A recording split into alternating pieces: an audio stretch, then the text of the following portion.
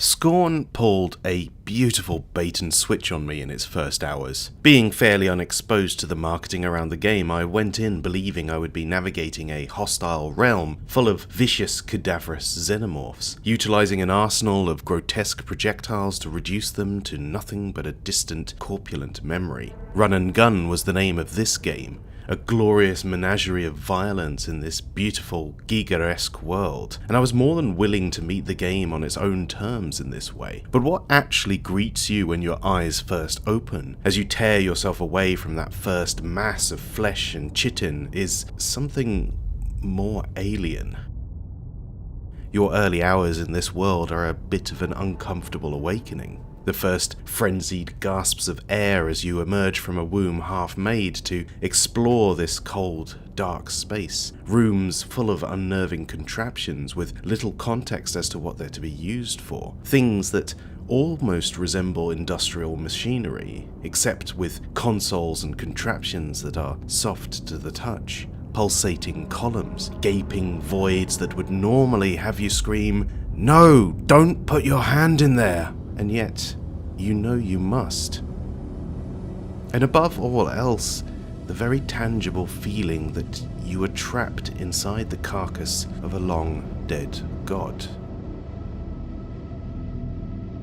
This realm is hostile to you, even if you aren't directly under threat. As you attempt to force a kind of symbiosis with the environment and bend it to your will, it feels very much like even if you master these cursed devices, you will never truly understand this world.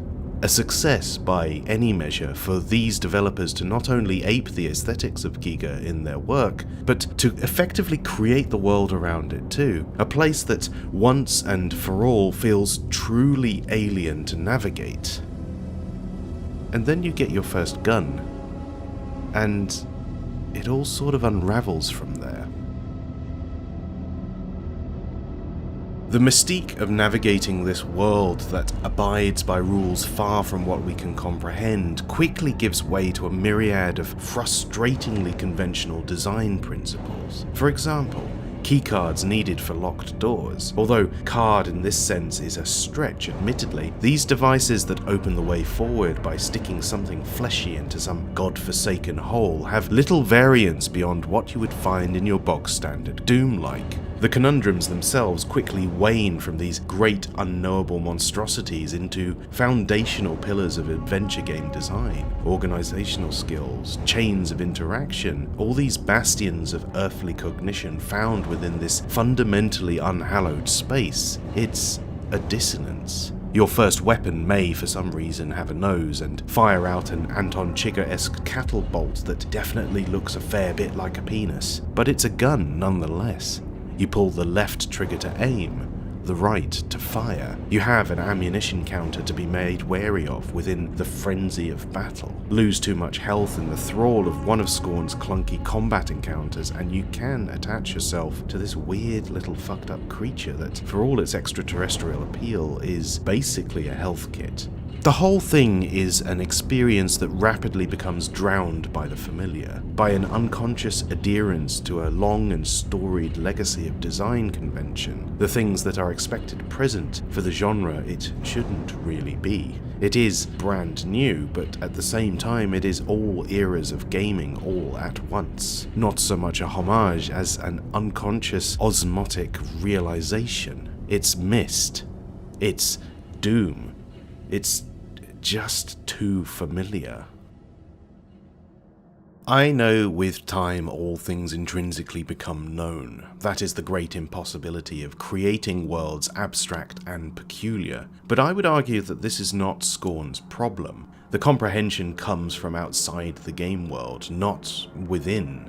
It's academic. And I think this is indicative of a lot of problems facing modern games. There are expectations about designs, the consolidation of control schemes and quality of life functions. They, not unreasonably, want to draw an audience with that easily recognized tradition and generously bestow upon them a smooth and tailored experience that is in line with their expectations, ones built up over years of critically acclaimed success stories. And the great danger here is that by pushing the design the other way, towards something more abstract, more raw, you end up with something that quickly becomes daunting to the point of intimidation. I will happily reconcile the great impossible task of crafting an experience like this without making it completely incomprehensible to most players. All art is inevitably a product of compromise. And I know for many of you watching this right now, this experience is not one you share. I've already seen how others cherish the things I lament.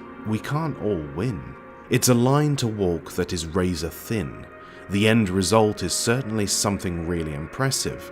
I can't fault the visuals, atmosphere, or sound design. Part of what drew me in initially was just how incredibly horrible this environment truly felt. A labour of love, a sculpted, languid, rotten field of dreams, pustulating, mucilaginous, extraterrestrial.